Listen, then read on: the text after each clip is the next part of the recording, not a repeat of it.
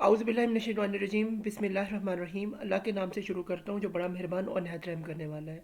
हम इस वक्त B.Ed के 8611 का क्विज़ तैयार करने जा रहे हैं। तो आइए शुरू करते हैं। सबसे पहले हमारे पास क्वेश्चन नंबर 1 आ रहा है, ये है reflective practices focuses on dash. हमारे पास ऑप्शन है ए इम्प्रूवमेंट, बी रेलिवेंस, सी रियलिस्टिक थिंकिंग और डी क्या है कंप्लीटेंस। तो बेस्ट ऑप्शन हमारे पास होगा ए यानी कि इम्प्रूवमेंट। तो स्टूडेंट्स इसको MCQs कराते हुए मैं आपको ये भी हिदायत दे दूँ अल्लामा इकबाल ओपन यूनिवर्सिटी के कि जो आपके क्विज़ होते हैं वर्कशॉप पे अरे ये LMS पे, इसमें जो है आपको सिर्फ 12 घंटे दिए जाते हैं, जबकि पहले 24 घंटे दिए जाते थे क्विज सॉल्व करने के लिए, और इसका एक ही चांस होता है। और इसमें क्विज में ये भी अब इश्यूज़ आ गए हैं कि जब आप किसी का भी आंसर जब आप जैसे ए मार्क कर देते हैं तो उसके बाद आप अगले जब सवाल में जाते पीछे बैक पे नहीं जा सकते और अपना आंसर चेंज नहीं कर सकते। तो इसके लिए मैं आपको सबसे बड़ा टिप ये अभी तक देने लगा हूँ।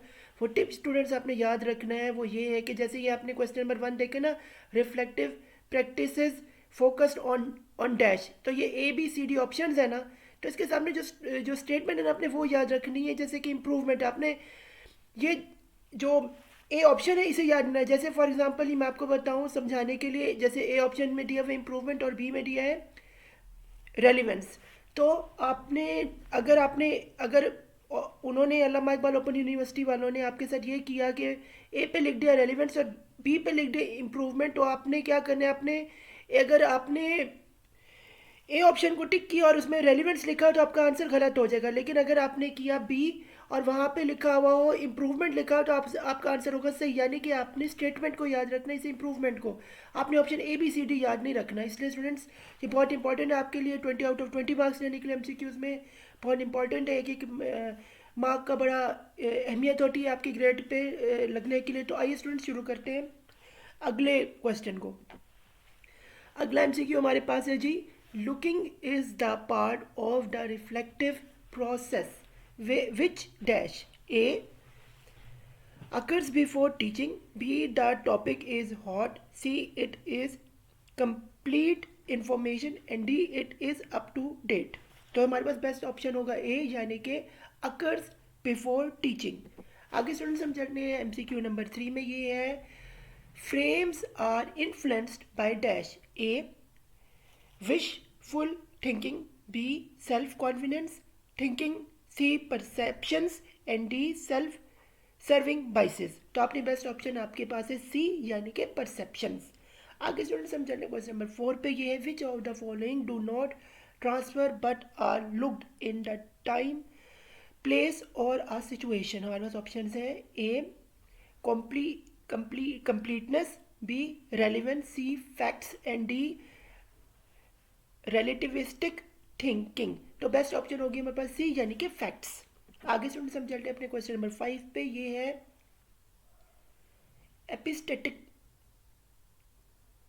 Epistemic stance. ए क्या है हमारे पास ऑप्शन मॉरल सब्जेक्टिव, बी क्या है रिलेटिविस्टिक थिंकिंग, सी क्या है चेंजेस विद द एक्सपीरियंस और डी क्या ऑल ऑफ द अबव। तो बेस्ट ऑप्शन हमारे पास होगी सी यानी कि चेंजेस विद द एक्सपीरियंसेस। आगे स्टूडेंट्स हम चलते हैं क्वेश्चन नंबर 6 में। ये है what is the trickiest pandemic task according to Stephen Brookfield। हमारे ऑप्शन है A thinking emotionally, B getting inside students head, C thinking logically और डी के नन ऑफ द अबव। तो बेस्ट ऑप्शन होगी मेरे पास बी यानी कि थिंकिंग इनसाइड स्टूडेंट्स हेड्स। आगे स्टूडेंट्स हमारे पास हम चलते क्वेश्चन नंबर MCQ 7 पे। ये है जी reframing matrix is a tool used because different people have different dash। option A experiences to approach the problems, option B a logical mind, C an emotional mind, yes D reaching to conclusion too soon। तो इसका best option हमारे पास होगा ए यानी कि experiences to approach the problems। आगे students हम चलते हैं क्वेश्चन नंबर 8 पे। ये है reflective practices have been embarked by teachers, researchers, teachers and educators since last dash. Option A हमारे पास है 2 टिकट्स, ऑप्शन बी क्या है 1 टिकट्स, ऑप्शन 3 टिकट्स और ऑप्शन डी क्या है 4 टिकट्स। तो बेस्ट ऑप्शन होगा ए यानी कि 2 टिकट्स। आगे स्टूडेंट्स हम चल रहे क्वेश्चन नंबर 9 पे। ये है when a professional practitioner is aware of the relevance of the skill is it is called a conscious impedance, b moral subjectivism, c self serving bias या d relativistic thinking। तो best option होगी हमारे पास A यानी कि conscious incompetence. आगे students हम चलते हैं क्वेश्चन नंबर 10 पे। ये है reframing help to reflect practitioner dash. Option A हमारे पास है see all alternative solutions and actions, B है see things around other perspective, C है बोथ ए एंड बी और डी है नन ऑफ द अबव। तो बेस्ट ऑप्शन होगी B. Best option हो गया हमारे पास सी यानी कि a both A and B. आगे स्टूडेंट्स हम चलते हैं क्वेश्चन नंबर 11 में। तो ये है which of the following helps to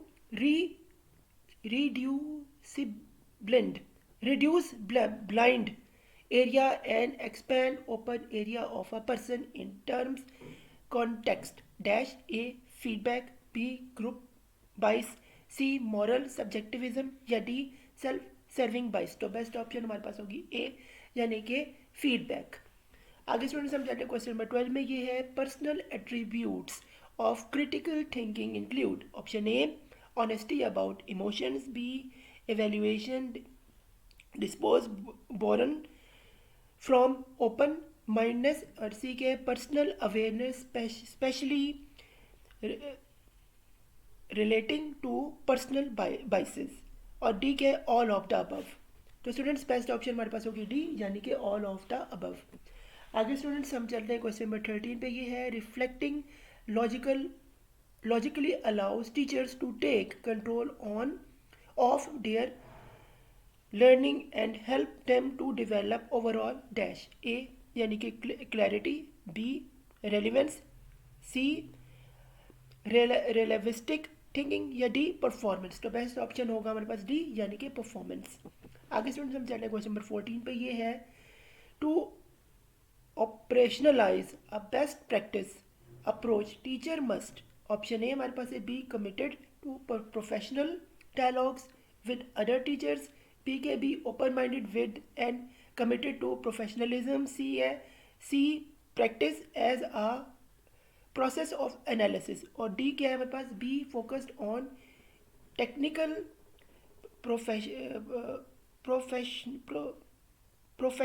प्रोफेशनिटी। तो बेस्ट ऑप्शन होगा हमारे पास ए यानी कि be committed to professional dialogues with other teachers.